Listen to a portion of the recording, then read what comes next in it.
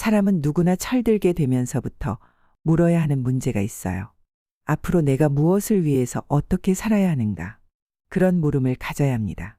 인간이 동물과 다르다고 하는 것은 동물은 그걸 묻지 않아도 괜찮은데 인간은 그 문제를 스스로에게 물어볼 수 있는 동안은 성장하고 보람 있게 살 수 있다는 것입니다.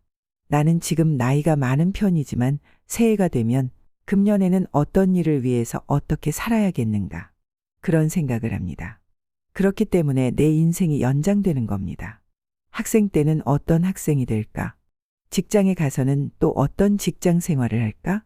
직장이 끝난 다음에는 어떤 사회인으로서 보람 있는 삶을 살 수 있을까? 그런 문제를 계속해서 물으면서 사는 것이 아마 인생이 아닐까 하는 생각을 해봅니다. 나는 요즘 내가 나를 위해서 어떻게 살아야 하는가? 내가 늙는다는 것을 언제까지 극복할 수 있을까? 이런 생각을 해요. 어떻게 보면 유치하지만 어떻게 보면 대단히 심각한 문제이기도 해요. 이제 내가 여러분에게 드리고 싶은 얘기가 바로 그 얘기입니다. 내가 연세대학교 교수로 부임했을 때가 30대 중반쯤 됐어요. 그때 우리 선배 교수들이 정년퇴직했으니 이제 해방됐다고 합디다. 그런 얘기를 들으면 사람이 얼마나 오래 살면 회갑까지 사나? 나도 정년될 때까지 살 수 있을까? 하는 생각을 했어요. 회갑, 정년 그런 얘기는 다른 사람의 일이지. 나와는 상관없는 일이라는 생각을 하고 살았어요. 그러고 한 25년쯤 열심히 교수 생활을 하다 보니 나도 모르는 사이 잠깐인 것 같은데 회갑이 되었어요. 회갑이 되고 나니까 다들 잔치도 해주고 기념 논문집도 발표하게 해주고 그래요. 그렇게 되니까 갑자기 날 늙은이로 취급을 해요. 내가 나를 살펴보면 늙은 건 하나도 없는데 나는 그대로 있는데 옆에 와서 건강은 괜찮으시죠? 요새 뭘로 소일하세요? 그렇게 물어요. 남들이 그렇게 대해주니 저도 마음의 다짐을 하게 됐어요. 이제 정년이 5년 남았는데 5년 동안은 정말 많은 일을 열심히 해야겠다. 그래서 내 인생에서 60세에서 65세까지 제일 일을 많이 했어요. 정말 열심히 일했습니다. 왜냐하면 정년이 되면 내 인생이 끝나는 거니까요. 인생이 끝난다는 것은 사회 공간이 끝나고 가정으로 돌아가는 거죠.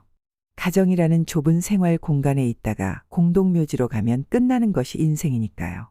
그렇게 5년간 많은 일을 하고 나니 대학에서 정년으로 나가라고 해요. 학교에서는 사회 관습이 그러니까 정년돼서 나가라고 하지만 내가 내 인생을 버릴 수는 없으니까 생각을 바꾸어야겠다고 마음먹었어요. 그래서 정년퇴직하는 기념 모임에 나가서 오기를 좀 부려봤다고 할까요? 혼자 가지고 있던 생각을 얘기했어요. 학생들이 졸업하면 사회에 나가서 일을 합니다. 나도 이제 연세대학교 교수에서 졸업하게 됐으니까 졸업생으로서 사회에 나가 열심히 일해보겠습니다. 사람들이 웃더군요. 그렇게 퇴직 후에도 여전히 공부도 하고 글도 쓰고 강의도 하고 열심히 일하다 보니까 10년이 금방 갔어요. 내게는 소중한 두 친구가 있는데 여러분이 나보다 더 잘 아는 숭실대학교 안병욱 교수와 서울대학교 김태길 교수예요. 두 분과 50년 동안 같은 분야에서 같이 일하고 같이 살아왔으니까 얼마나 가까운 친구인지 몰라요. 우리 셋이서 이런저런 얘기하다가 인생을 80년 넘도록 살아보니까 어느 때가 가장 행복하고 보람 있었는가 하는 얘기가 나왔어요.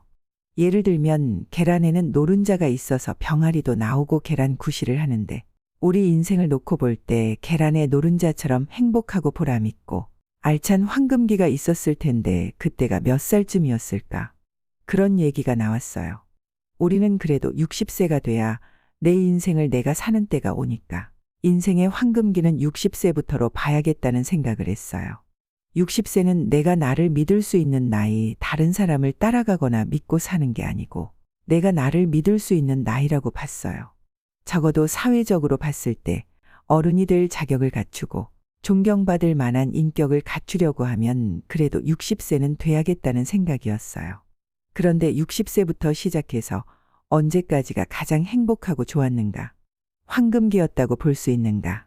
쭉 반성하고 종합해 보니까 60세에서 75세까지가 제일 좋았다는 결론에 이르렀어요. 75세까지 모든 것은 성숙하고 내가 나를 믿고 살 수도 있고 또 사회적으로도 인정받을 만한 나이가 되니까 60에서 75세까지가 인생의 황금기였다는 생각이었어요. 그러면 이제 75세까지 성장했으면 그 다음에 이걸 어떻게 유지해 가느냐 하는 것이 문제예요.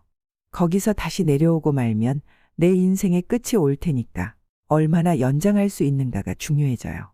셋이서 결국은 우리 문제니까 얼마나 갈 수 있을까 생각해 봤는데 85, 86세까지는 물론 유지할 수 있을 거고 잘하면 90세까지는 가지 않을까? 그렇게 살아보자며 서로 격려하면서 헤어졌어요. 김태길 선생은 90세에 세상을 떠났는데 세상을 떠나기 7, 8개월 전까지도 꾸준히 일을 하셨어요. 안병욱 선생은 93세에 가셨는데 92세에 텔레비전에 잠깐 나와서 나라 걱정을 많이 하고 그랬어요. 아무튼 내가 보니까 90세까지는 연장할 수 있겠다 그런 생각을 하게 됩니다. 그렇게 보면 내가 처음 생각할 때는 인생을 2단계로 본 거예요.